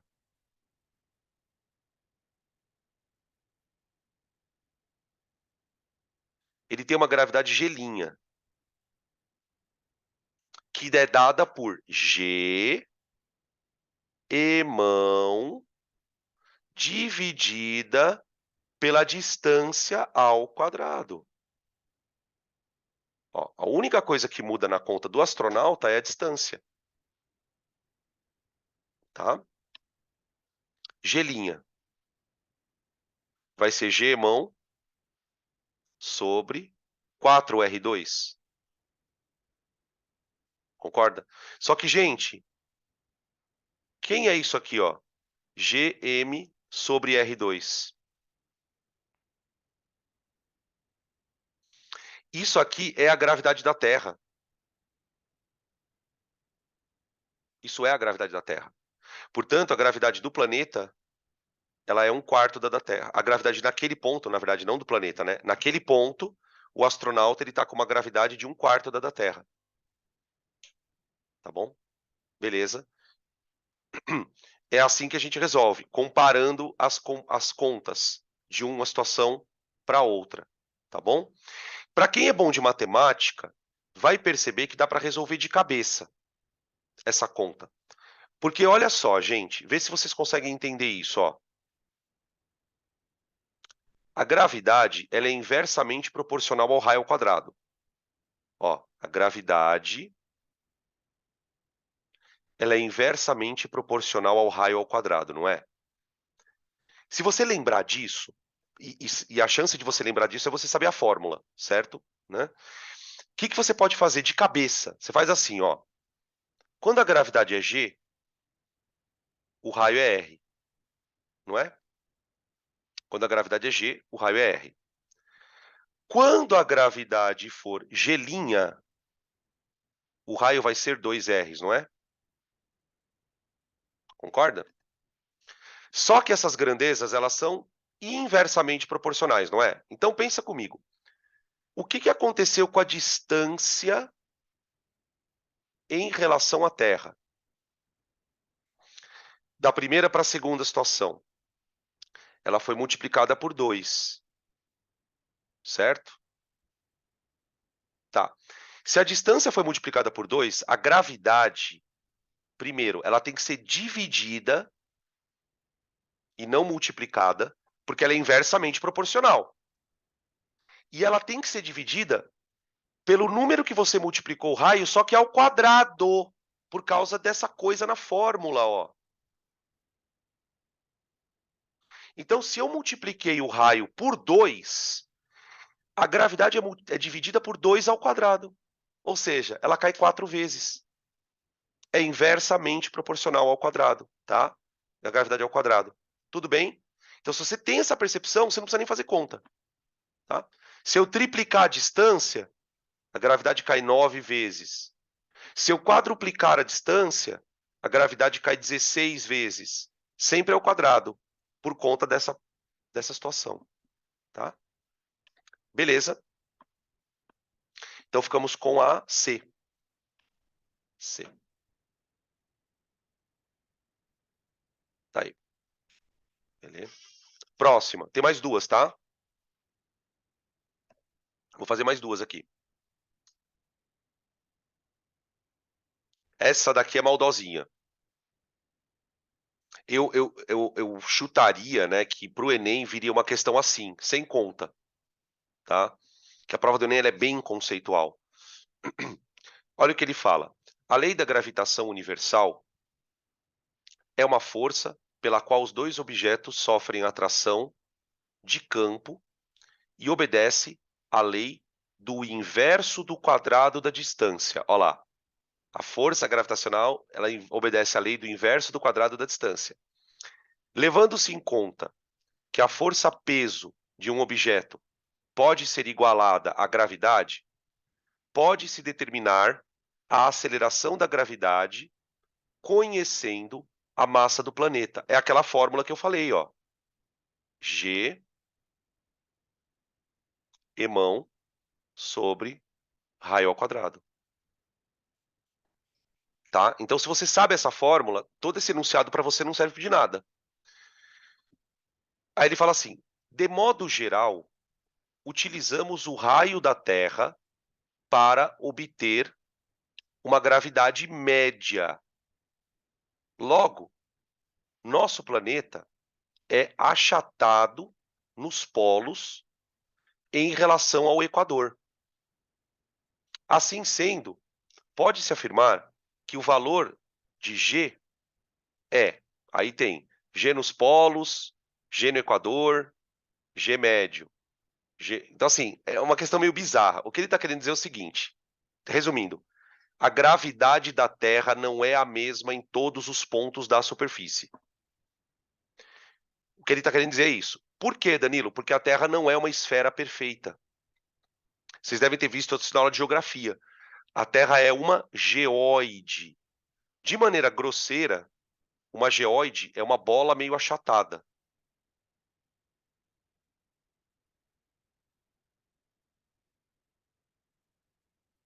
Ó, isso é a Terra. Tá? Aqui eu tenho os polos e aqui eu tenho o Equador.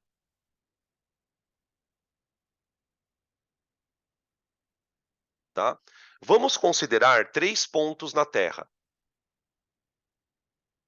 Uma pessoa no Equador, uma pessoa no polo e uma pessoa no mais ou menos assim, no trópico de Câncer, vai, tipo, trópico de Câncer. Pronto. A defesa do cara é que as gravidades não são iguais. Então ele quer saber onde tem mais gravidade. Só lembrando, tá, gente, que isso só acontece por conta do formato da Terra. Só que essa diferença ela é muito pequena. Ela é muito pequena. A gravidade no Equador é praticamente igual ao do polo, tá? Não é uma coisa tipo, ó, que a pessoa fica mais leve no polo, tá ligado? Porque tem menos gravidade e tal. Não é nada disso, não. Tá, mas como é que a gente descobre isso, então? Vamos lá. A Terra gira em torno do seu próprio eixo,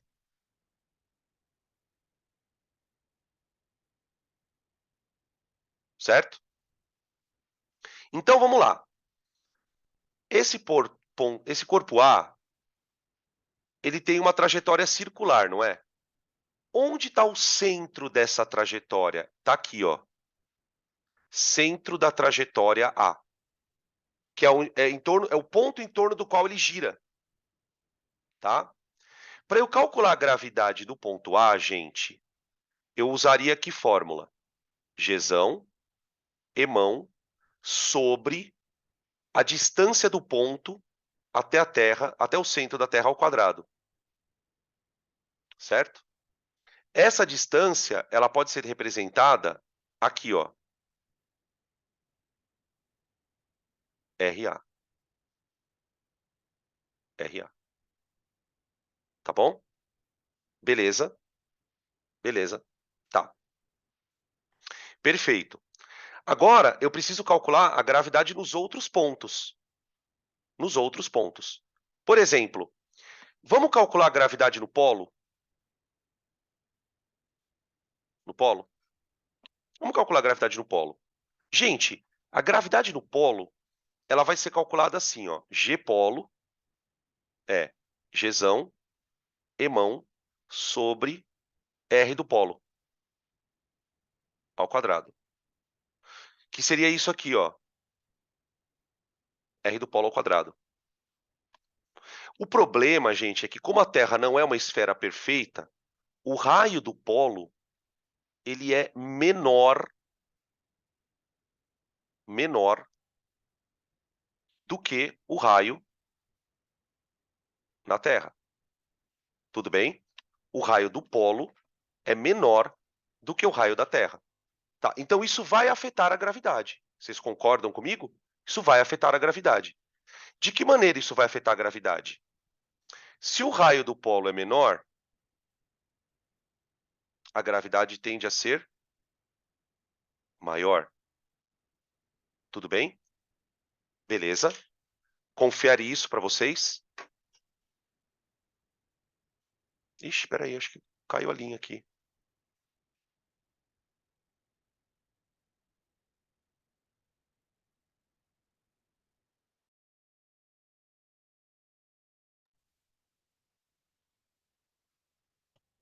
Agora voltei. Caiu aqui, gente, perdão. Tô aqui, agora voltei. Caiu aqui, deu um pico de força. Perdão, gente. Vocês estão me vendo agora? Sim, né? Tá, de boa. Caiu, agora voltou. Sei lá, deu um pico aqui bem rápido. Então eu não sei onde que tava na hora que vocês perderam a conexão, que eu tava falando que nem um idiota aqui. Então voltando, ó, o que que eu fiz, né? Eu não sei exatamente onde eu parei, então eu vou continuar mais um pouquinho de antes. O que que eu fiz? Eu fui calcular agora a gravidade aqui no polo. E o que que eu percebi? Quando eu vou fazer a conta, eu tenho o raio do polo, ele é menor do que o raio do Equador.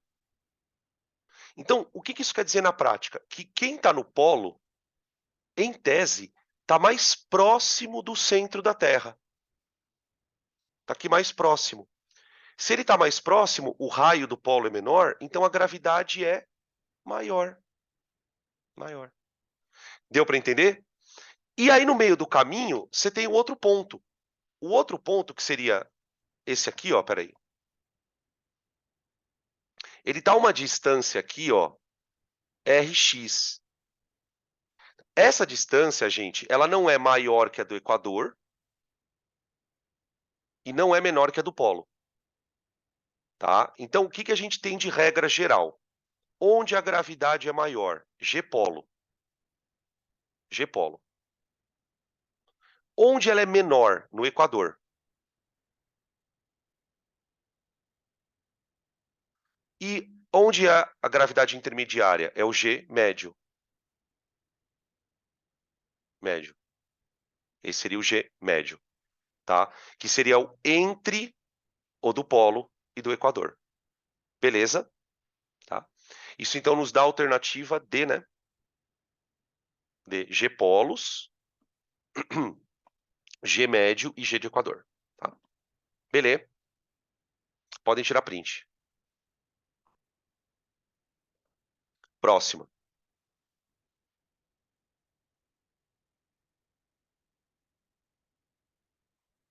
A próxima é a de velocidade orbital, tá? olha só a questãozinha, gente.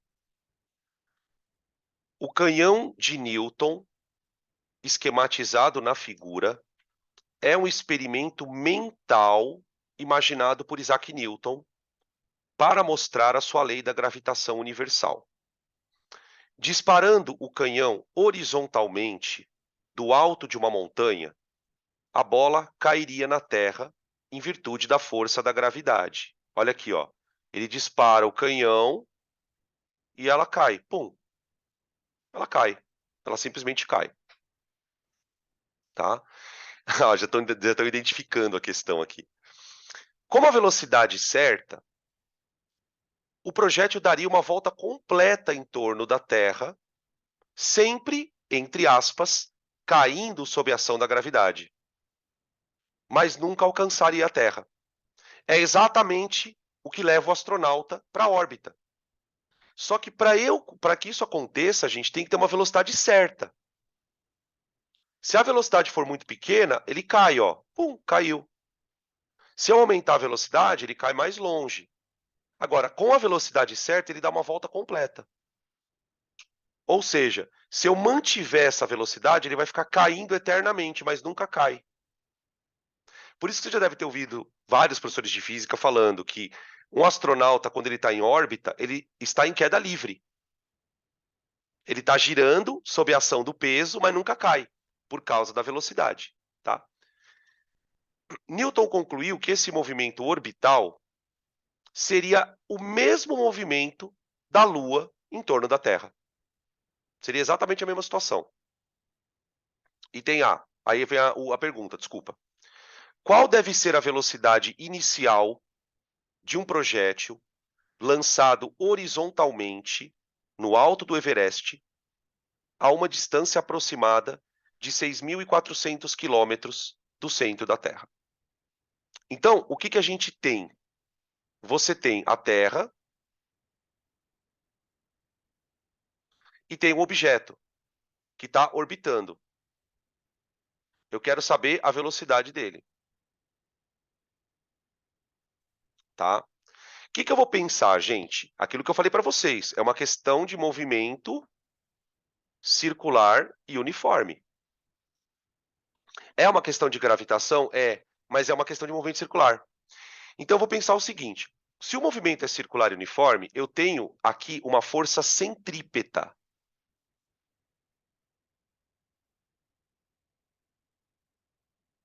Força centrípeta. Tudo bem? Beleza. Tá. O que essa força centrípeta faz comigo? Ela me dá uma aceleração centrípeta. Então a força centrípeta me dá uma aceleração centrípeta. Por que eu estou pensando nisso, gente? Porque a aceleração centrípeta é v ao quadrado dividido pelo raio. Eu tenho o raio da órbita? Tenho. E eu tenho a aceleração centrípeta, criaturas. A aceleração centrípeta é a gravidade.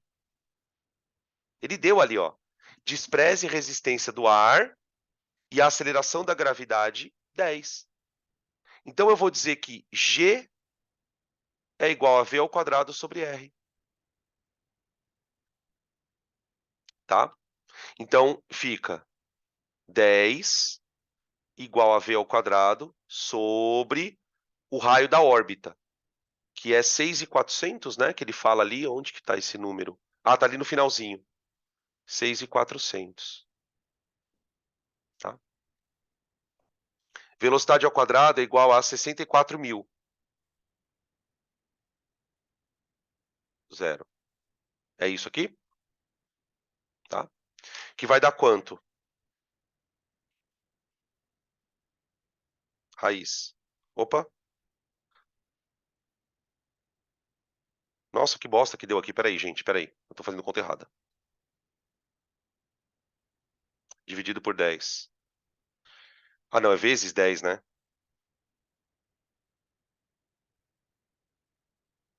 Aqui. Vai dar... Peraí, deixa eu ver uma coisa aqui, que eu acho que eu fiz uma conta errada. A gravidade é 10, não tá certo. 6.400. Ah, lembrei. Tá faltando um zero aqui. Ó, bota um zero aqui. Por quê? É 6.400 quilômetros.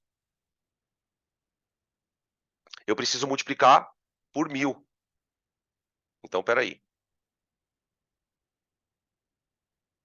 Sabe como eu percebi que a conta estava errada? A minha raiz não deu exata. Falei, opa, se a raiz não dá exata, difícil, porque não tem nenhum aproximadamente. Então fica 6.400 quilômetros. Peraí. 6,4, 10 a terceira, vezes 10 a terceira. Confere aí para ver se eu não fiz conta errada.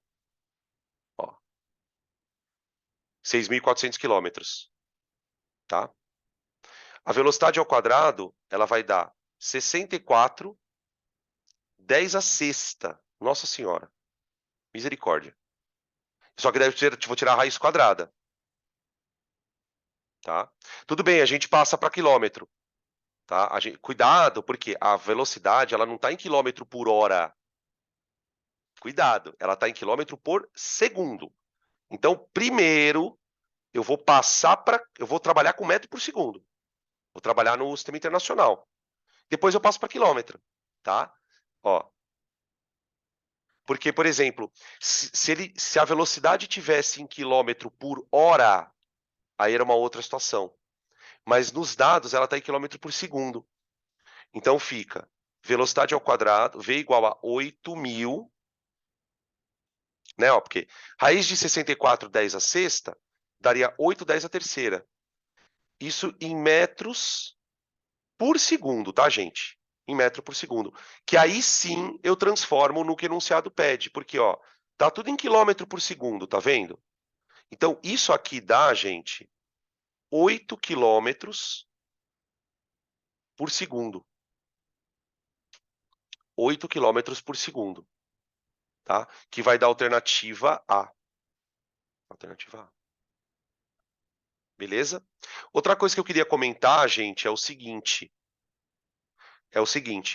Se você gosta de fórmulas, né? Tipo, já tá naquele nível de já memorizar muita fórmula, a velocidade, nesse caso, ela é dada por raiz quadrada de GR. Ó, tá? A velocidade é igual a raiz quadrada de GR. Você passa o R multiplicando, tira a raiz quadrada, tá? E aí a coisa anda. Beleza? Então é isso, gurizada. Fechamos. Fechou a balada. Tá? E aí na semana que vem eu vou agendar as aulas extras para vocês, para a gente pegar uma aula só para eletromagnetismo, porque ela é importante, tá bom? Entre hoje e amanhã eu já mando para vocês os materiais da aula de quarta e quinta, que são as aulas de química, e a gente se vê amanhã, tá bom? Tranquilos?